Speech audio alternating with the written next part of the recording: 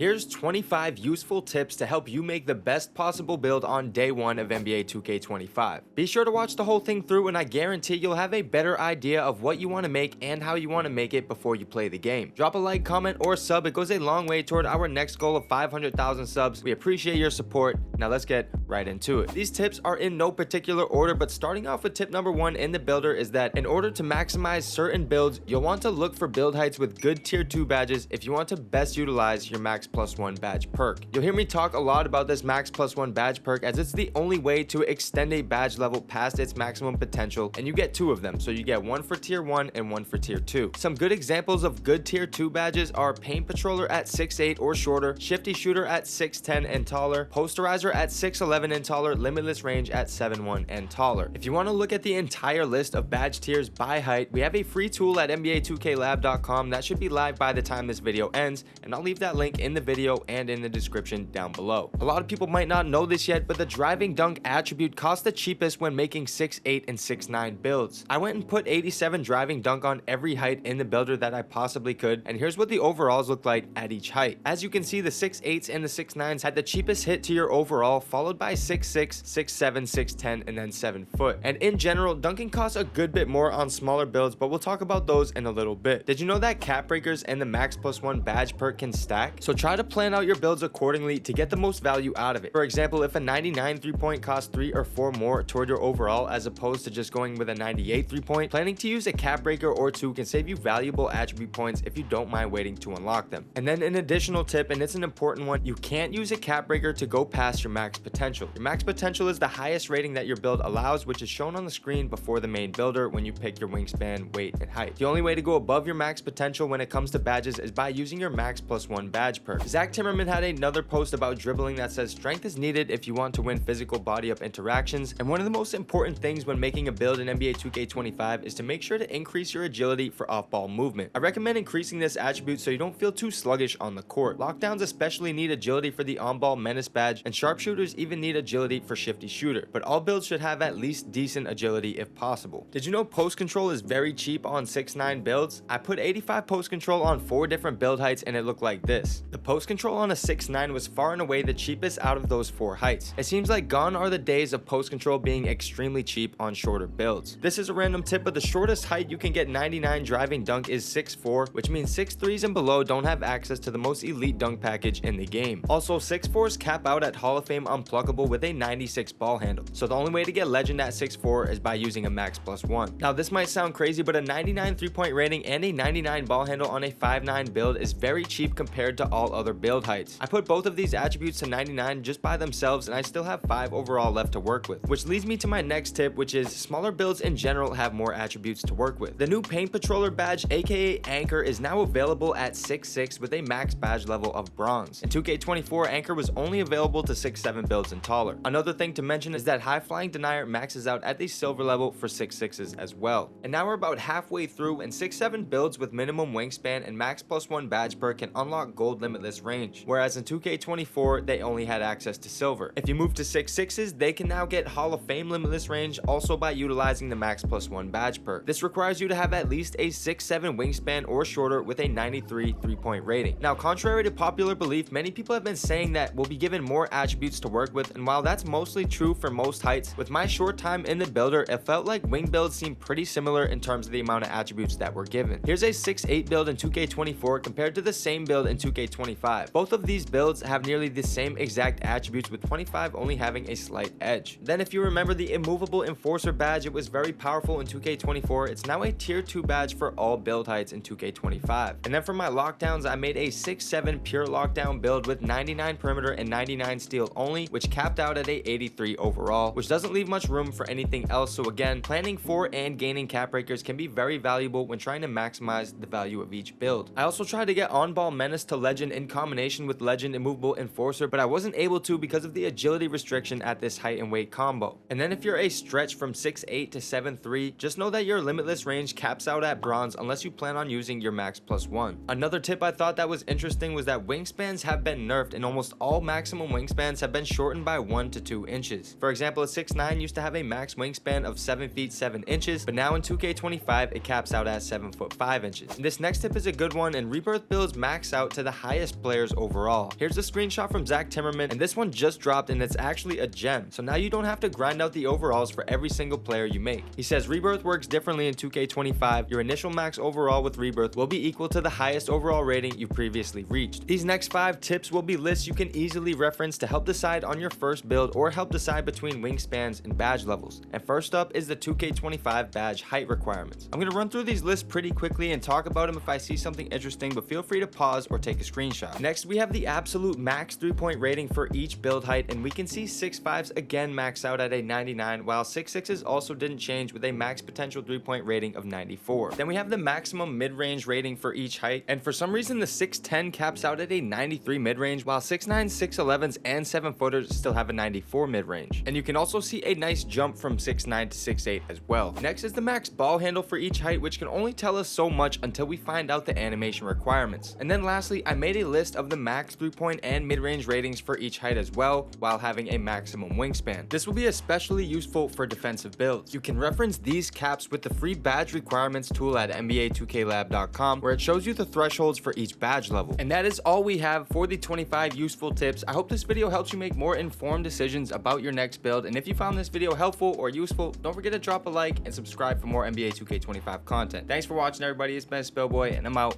Later.